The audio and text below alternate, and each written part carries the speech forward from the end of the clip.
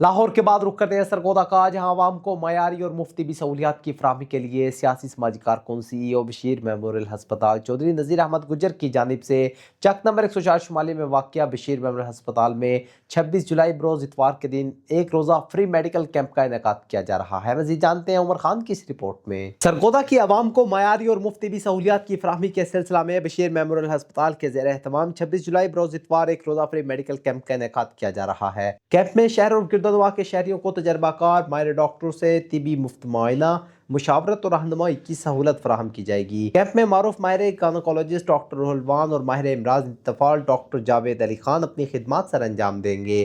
اس موقع پر خواتین کے امراض، بچوں کی دماغی نشو و نما سے متعلق مسائل، الرجی، سانس کی بیماریاں، بخار، انفیکشن، پیٹ کے امراض اور دیگر طبی مسائل کا مفت معائنہ اور مشاورت فراہم کی جائے گی۔